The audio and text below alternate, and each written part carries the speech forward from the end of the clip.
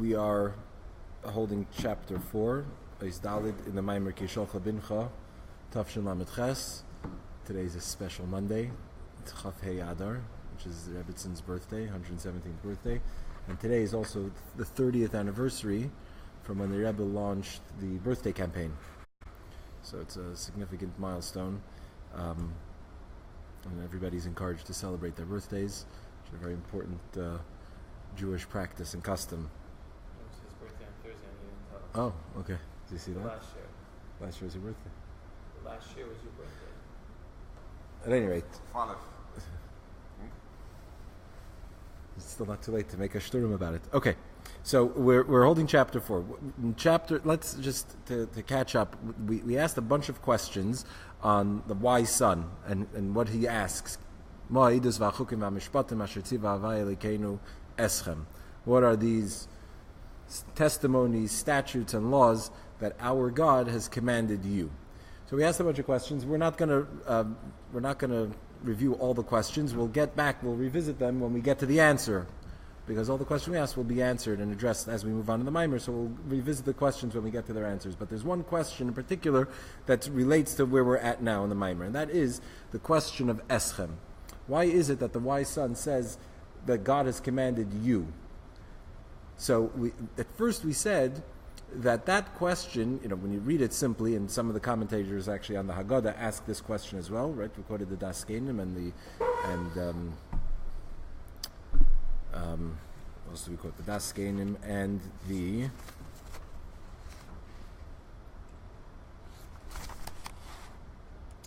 Machzor Vitri. They say, why does it say Eschem? If he says Eschem, it seems like he's the wicked son. The wicked son, what makes the wicked son wicked? Because he says, Ma avoda zayis lachem. What is this service to you? And as the Haggadah explains, lachem v'loy loy. He excludes himself. He says, what is this that you're doing? Meaning he mixes himself out. He doesn't identify with the practice. He's mixed out. So because he mixes himself out and excludes himself, so therefore we see that he's wicked. But seemingly the wise son says the same thing. He says, what is this service that God has commanded you? So the answer is that really it's not a question. He's not excluding himself. How do we know he's not excluding himself? Because before he says that God commanded you, he says God, our God. So he's calling God our God. So that's a question that's asked. Now in the Mamorim, this is discussed in Chassidus in various Mamorim from previous generations, and there the question's asked a little differently. We're not going to be mistaken for the Rasha, as we said. He says Elikenu, he includes himself, he's not excluding himself. So the question really is, still, why does he have to say Eschem, and we have to come to alumnus, we have to ask, does he look like the Rasha? Is the Rasha? He's not the Rasha. We have to get through a whole question and answer. Let him just say that God has commanded us. He could say Oisanu, he doesn't have to say Eschem. Or he could say nothing, just say that God has commanded. So the explanation given is that the wise son's question is regarding after Mount Sinai. That's his question. He's asking, what's the question? He sees that we're told after Har Sinai, after Hashem gives us the Torah, that the main thing is the action. And it's the act that draws the divine energy into this world. The physical act. Like we discussed at length earlier, there's an intention that goes into an act, there's a devotion, there's a motivation, and then there's the physical act itself. After Mountain Torah, after we receive the Torah, you can sit and meditate on the mitzvah all you want, but without doing the physical act, without actually eating the matzah, you've accomplished nothing. Whereas if you eat the matzah and you have zero intent, not even a general intent to actually fulfill a mitzvah, you're just eating matzah, you're thinking you're eating crackers, but it happens to be the first night of Pesach and you happen to be eating matzah, you fulfilled the mitzvah. So he says, I don't understand how that works. I get what was going on prior to Mount Sinai, that if we're going to draw down some divine energy, the patriarchs, the Aves, did it with devotion, with intention, with kavanah. That makes sense to me. You do something spiritual to draw something spiritual. But how does it work that after Mount Sinai, after Mount Torah, the emphasis is on the act, and it's the act itself, not the devotion, but it's the very physical act itself that serves as the vehicle to draw down the divine energy. That's what he doesn't sense. So why does he say Eschem? He's saying Eschem to highlight the idea of post-Sinai.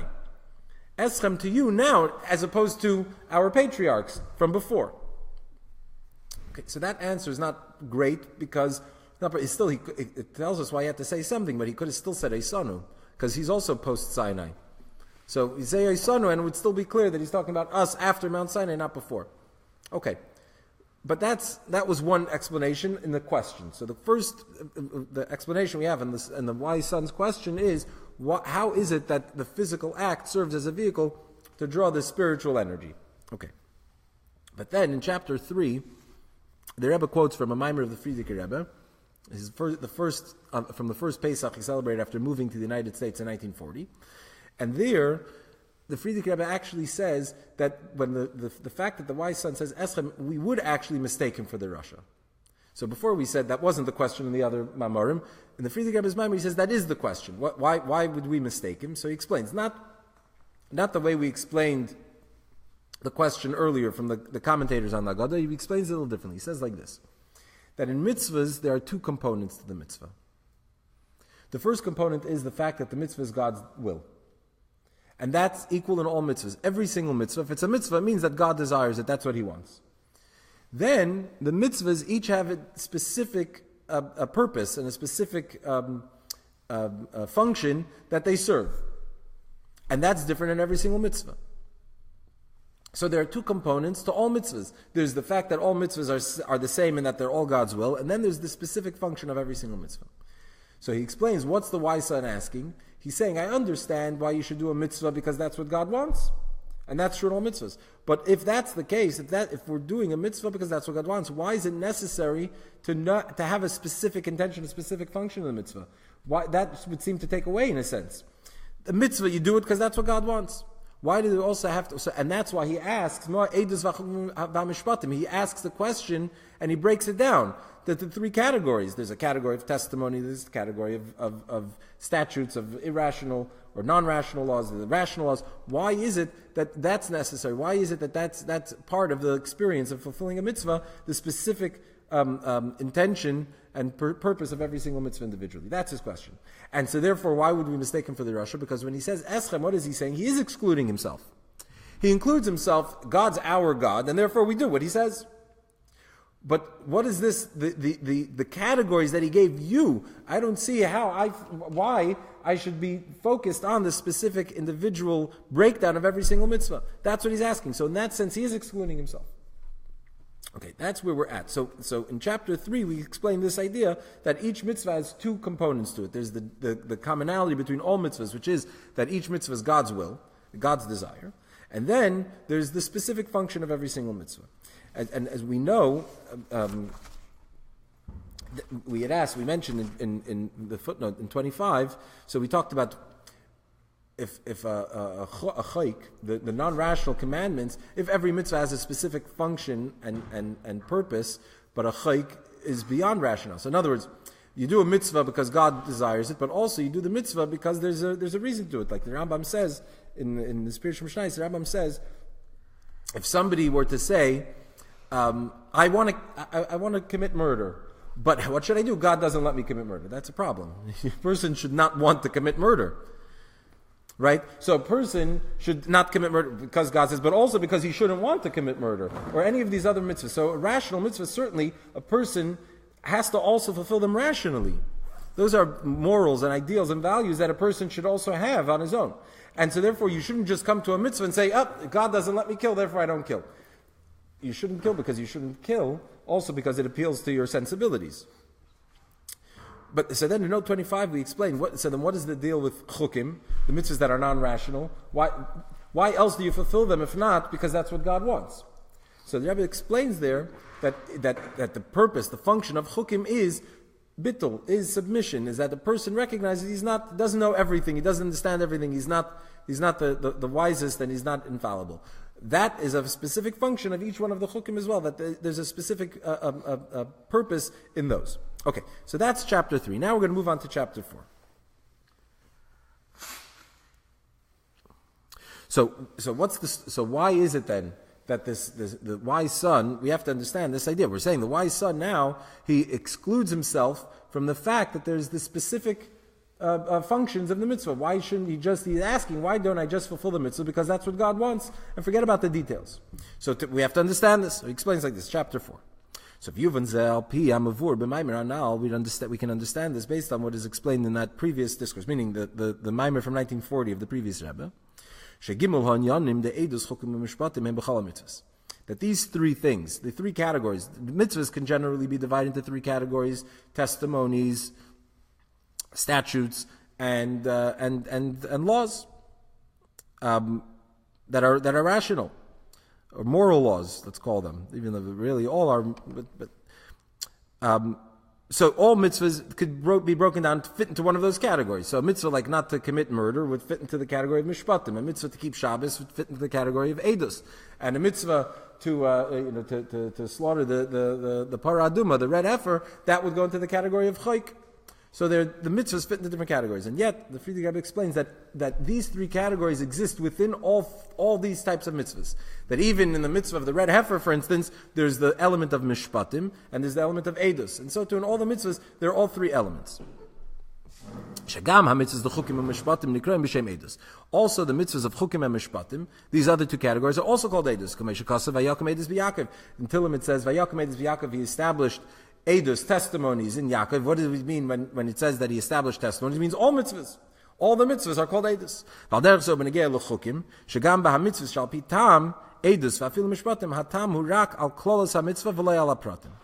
So the same is true with regard to chukim, to the mitzvahs that we don't understand, that even those, all mitzvahs are called chukim.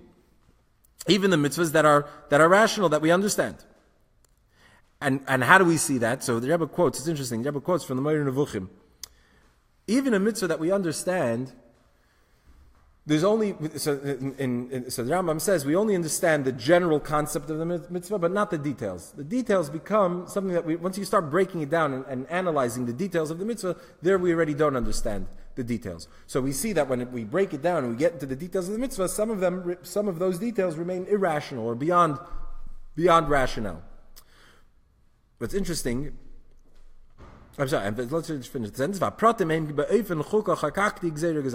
And the details of the mitzvahs are in a manner of chukah chakak. They have established my statutes, gzeir have decreed my decree. That's what, this is the way it is. That's how it has to be. So the Rambam in the Moreh Nevuchim says, for example, karbanis. You can understand the concept of karbanis, of sacrifice, and he explains that the Moreh Nevuchim is really all about the understanding the Torah and mitzvahs rationally. It's a rationalization of the whole thing. So karbanis is something he has to deal with, it seems. So he explains that there's a rationale to karbanis. But the details, why is it that this sacrifice means bringing seven sheep, and this one means bringing X amount of cows, and why a cow and not a sheep? But those details are beyond, we don't understand that. So seemingly in the Rambam, what does that mean? That it's irrelevant. You get the details. It did 5, 10, doesn't make a difference. But you do, that's what it has to be. But it could have been this number, it could have been any number. There's no reason for it. But here the Rebbe is saying it's not given to reason, meaning that it's beyond reason. It's higher than reason. It's very specific, but it's beyond reason.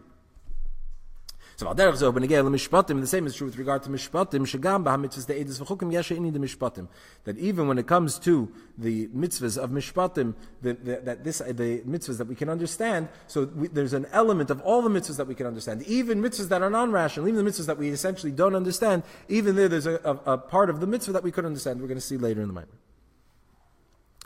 So that's what the Friedrich Rebbe says in his Maimer, that each mitzvah is made up of all three components. There are aspects of all three in every single mitzvah. So what does this mean? Why is it that you need to have all three categories? Why is it that all three categories are found in all the mitzvahs? And why do we have to say that they're in each mitzvah? So he says like this: because when we perform a mitzvah, so we bring about a revelation of godliness in this world on three levels. And this has to be true in every single mitzvah.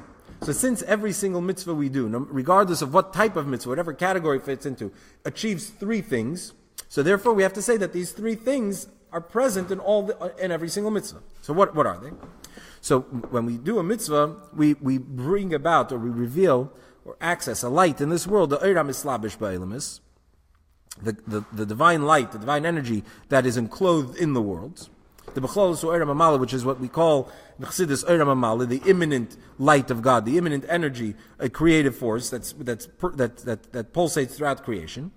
Then there's v'or shelamayla mislapshus ba'elamis, aval shayich le'elamis. Then there's the light that is higher than, that is not enclosed in the world.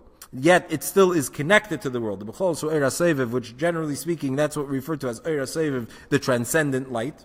It transcends, meaning it's not invested within creation, but it transcends creation. And then there is Va'atzmas Eira Seviv Shelamayla Meshachis Le'elamis. Then there's the essence of God, which has no connection to the world whatsoever. So there's the immanent light of godliness, the divine energy that animates everything, that's present in creation, that's accessed when we do a mitzvah. Then there is the divine energy that's transcendent, that's not within, but transcends creation. That light is also accessed. And then there's the essence of God that has no connection to creation whatsoever. What is it? We'll explain. The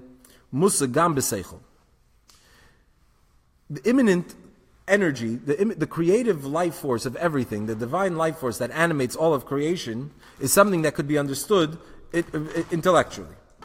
So therefore, one accesses this level of godliness through mishpatim, through the rational laws. Hasagas haseichel. Mishpatim are all about understanding. So a person living in this world recognizes that everything in this world is alive and is animated by something. So there's a creative energy and force that's apparent within creation. You just have to look at everything that exists and you know that it comes from somewhere and is being created. So that energy is something that we can understand. That there's a creative force that animates all of creation. That's something that's understandable, something that's perceptible. Right? Like the Pasuk says, I see godliness from my own experience. You recognize that you're alive, so you know that you have a power to see because you can see. You know you have a power that you can hear because you can hear.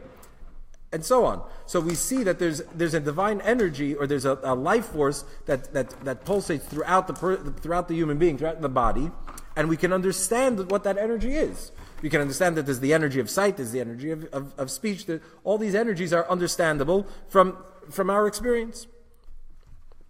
Then there's Va'ir HaSeviv, Ein Shaykh Be'Hasagas Achiyu V'Rak Yidiyas HaShlila. When it comes to Seviv, when it comes to the transcendent energy, so here we can understand only, we can't know what it is, we only know what it isn't. Here,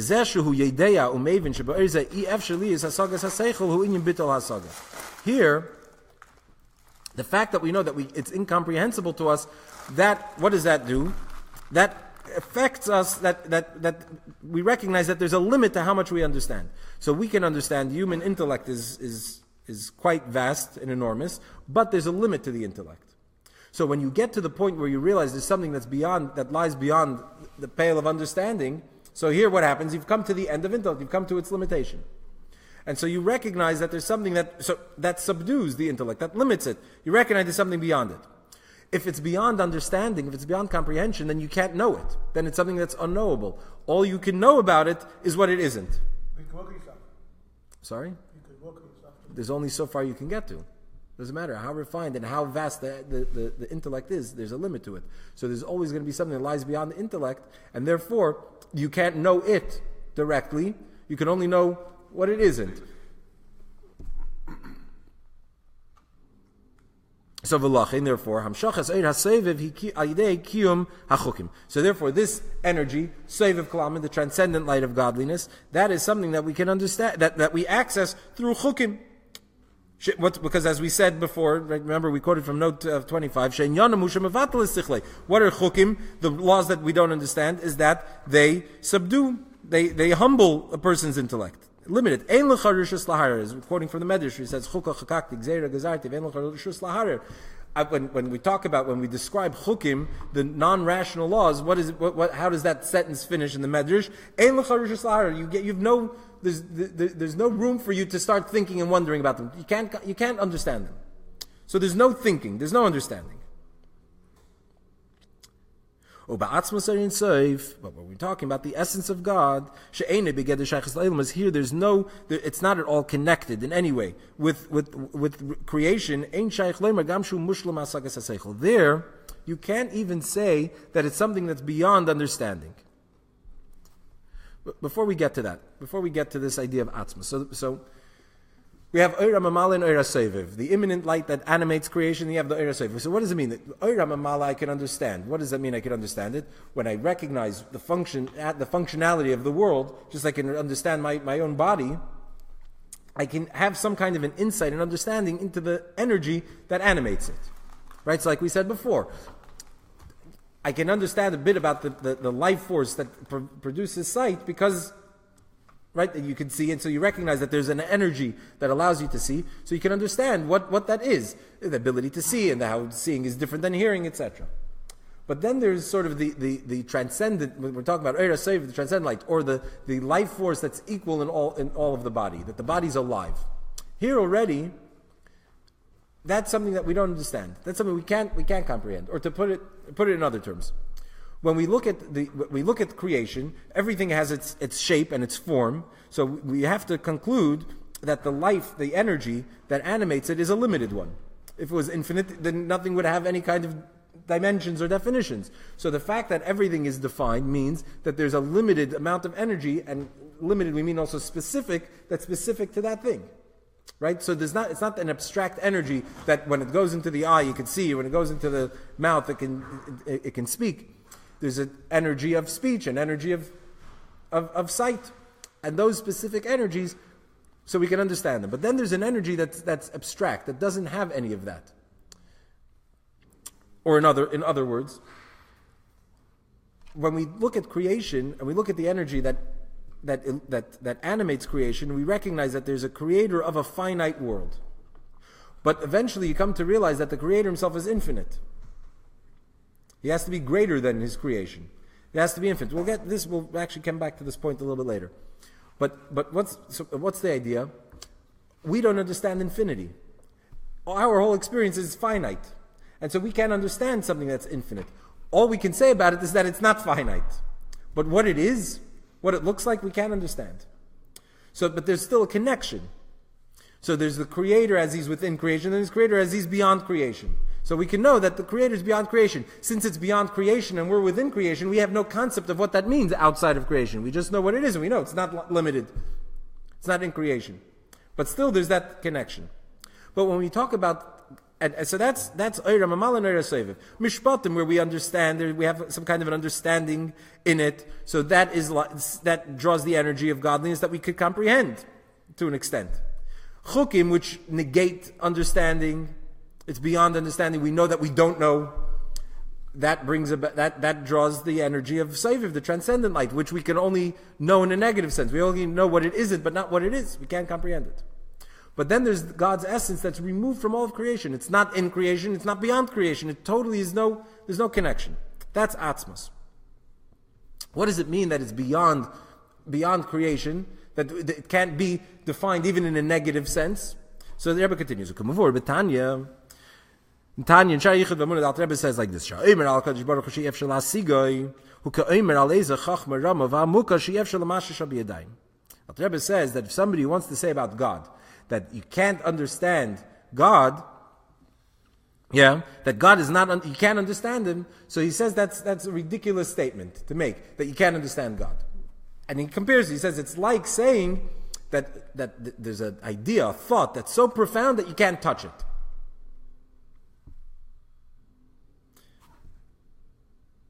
And Al Rebbe continues. So he said, somebody who says, you want to describe a thought that's so profound, such a deep thought, you say, so you want to know how deep and how profound it is, you can't touch it. What happens when you say something? People laugh at you. What's so funny? Did you say something wrong?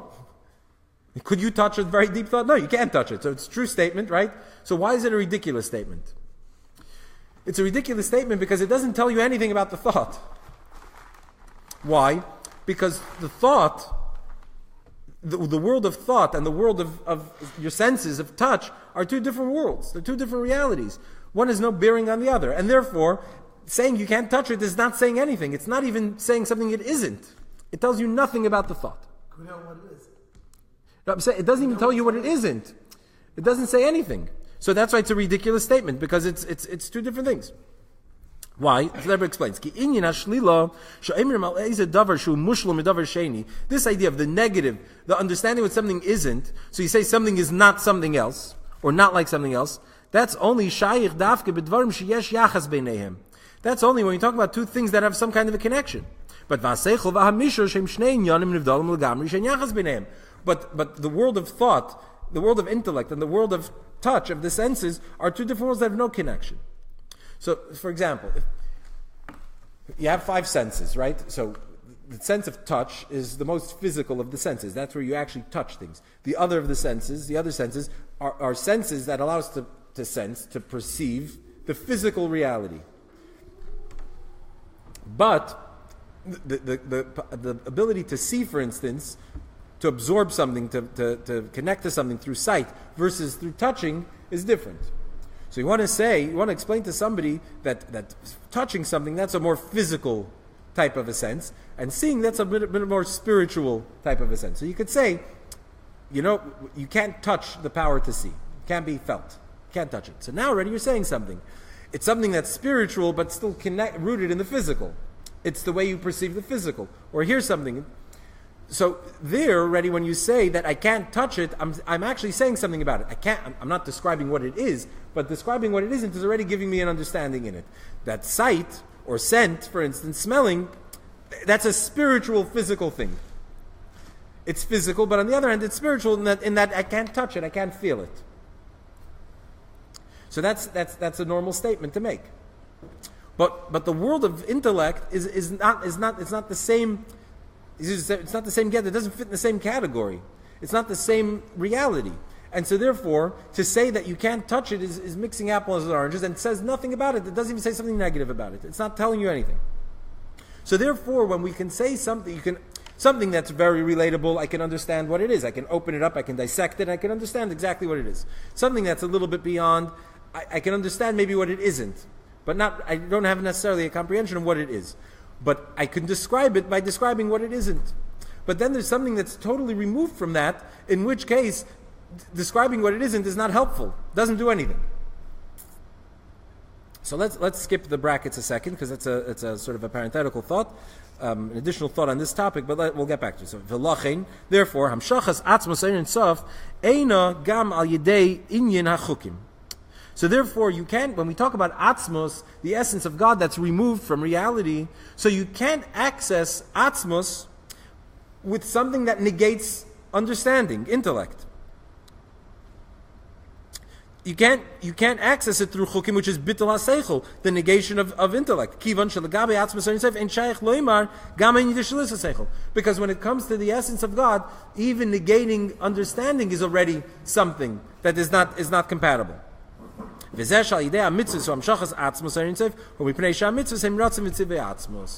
how do we draw the essence of godliness that's found in the mitzvah? So that is through God's will, fulfilling God's will as it is. Not negating, certainly not through understanding, and not even through negating understanding. It's just purely fulfilling God's will because it's His will, without any negating what our own will is. This will become clearer soon. But let's go back for a second here to the brackets, the bracketed text. So we said that saying that we can't understand godliness, that God is not comprehensible, is as ridiculous as saying that you can't touch wisdom, that you can't feel wisdom. That wisdom is so profound that you can't feel it. Because why is it? Because there's no connection between godliness and our understanding. So just like there's no connection, the two worlds of touch and wisdom and intellect are two different worlds, and one has no bearing on the other, and so therefore you can't understand one by introducing the other. The same is true. Our intellect is nothing compared to godliness. Not just that godliness is much greater intellect or beyond it. It's beyond any kind of comprehension, beyond any kind of description. And so therefore to describe it in any way, even in a negative way, is ridiculous. So the Rebbe says here in the brackets that the comparison, the Alter Rebbe is making a comparison between saying that God is incomprehensible with saying that you can touch a thought. But the Rebbe says here in the bracket, you could say that when it comes to godliness, it's even more ridiculous.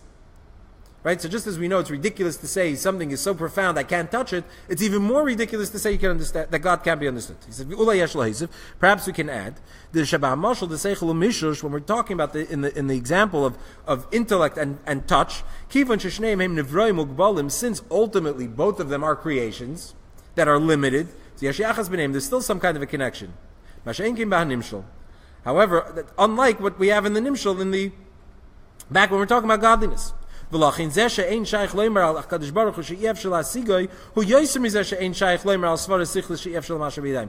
when we say that it's ridiculous to say that we can't understand God, that's even more absurd than saying that you can't touch an idea, a thought.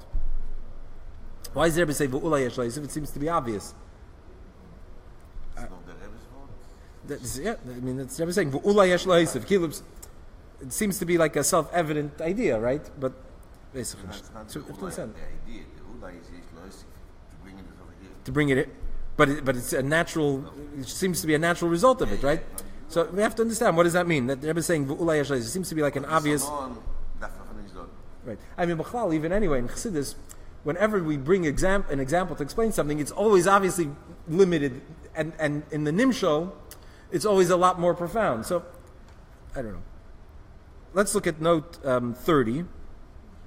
We said that drawing Eir HaSeviv, the transcendent divine energy, that's through Chukim. So he says, in L'Kutei Torah Pekudei, it says, Shamshachas Eir Zeh, drawing this light, the Eir HaSeviv, Sheyesh Beirak Yidiyas HaShlila, we only can describe it in negative terms, what it isn't, Hi Alidei Mitzvahs Leisaseh. So there he gives a different kind of breakdown of the mitzvahs. We're not talking about positive versus negative commandments, but in L'Kutei Torah he talks about positive versus negative. So a negative commandment is a passive one. A positive command, you have to be proactive, you have to do something. A negative command is not to do something, it's passive. So the Alter Rebbe explains over there that how do you draw this light that negates understanding? That's through passivity, not doing. Shlilas hamaisa, not doing something. The mitzvahs leisaseh uiskafio bittul, and there also he explains, just as we're explaining over here, with regard to chukim, that what's the idea of a chayk of mitzvah that is beyond rationale is to break intellect. So Alter Rebbe explains that applies that to the idea of the passive mitzvahs, the mitzvahs that thou shalt nots. And so the Rebbe says, "V'harigam inyan chukim uiskafio bittul kanal aret 25," like we explained before. Okay. Note 32. We're talking about in the Nimshal. This is in the what the Rebbe adds that when we talk about saying that you can't understand God, that's more absurd than saying that you can't touch an idea. So the Rebbe says in note 32,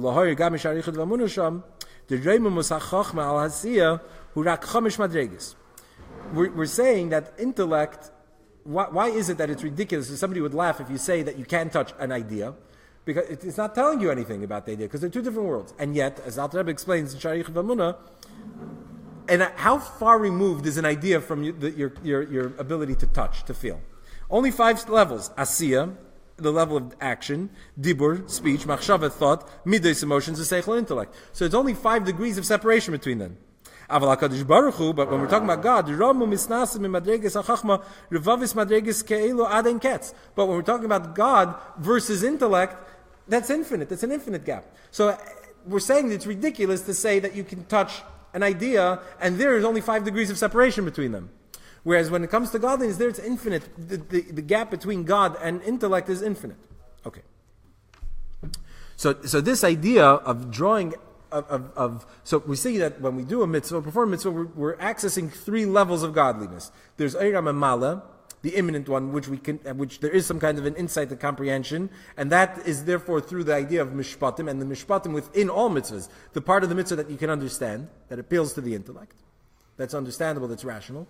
Then there is drawing the light, the transcendent light, which is beyond creation, yet is obviously still connected to creation, because we're saying it's beyond creation, transcends creation, it's a source for creation, it's God, the creator, the infinite creative force of godliness. So that is through chukim, which is negating understanding, negating the intellect, because beyond intellect. And then there's the essence of God that is accessed through simply fulfilling a mitzvah because that's God's will.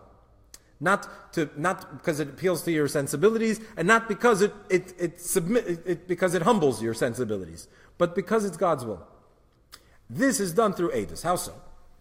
So v'zeu inyan ha'eidus shebemitzvahs. This is that aspect of edus in the mitzvahs, testimony in the mitzvahs. The fact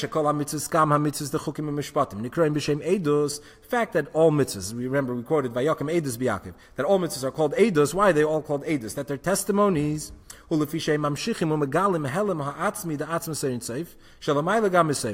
they draw and reveal in this world helim ha'atzmi, the essential mystery, the essential concealment of God, of the essence of God. When we say helim ha'atzmi, it means it's something that's not revealable, which is l'mayla gam esoiviv, which is beyond even soiviv, the transcendent level. What does this mean? So he explains. The k'moishe inyana edus b'pashtus al davar hanelam dafke. We're calling it edus, testimony. What the concept of testimony as it exists in our world? Why do you need to testify to something? Because you have to testify in something that's unknown. Right? Let's say a crime was committed. We need to know. No, we weren't there. So we need to know what happened. So you need witnesses that saw it. So we don't know what happened, and witnesses can testify to what happened. Something that's unknown. Something that's apparent, that's revealed, that's known. There's no room for there's no testimony there. It's not shaykh. It's not possible to testify to something that's known. You don't need somebody to testify to the fact that it's sunny outside, because everybody knows it's sunny outside. So there's no concept of testimony there. Since it's revealed. And even when we're talking about something that is going to be revealed, so there too we don't need testimony. It never says something that's known, that's something that's well known. There's no concept of testimony there. Something that will be known, meaning now it's not known, but it will eventually be known, maybe in the future. So there is a concept of testimony, but it's not necessary. That's why there's the concept of David Lugluya. You only need one witness in these instances, because a person, you can trust him, he's not going to lie, because eventually it will be known. So already the whole idea of testimony is a little shakier there. You don't need to rely on the witness so much. So the same is true spiritually. As we've explained before, the imminent light of God, the creative force, that's something that's understood. It's understandable. The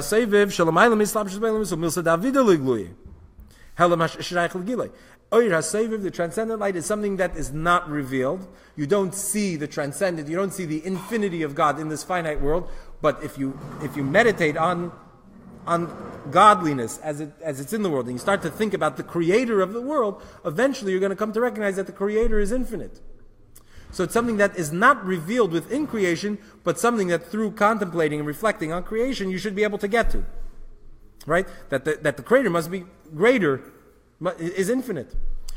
And there, since it's not within creation, it's something we said is Yidiyas HaShlila. We know what it isn't, not what it is, but still it's something that we'll eventually come to acknowledge or to recognize.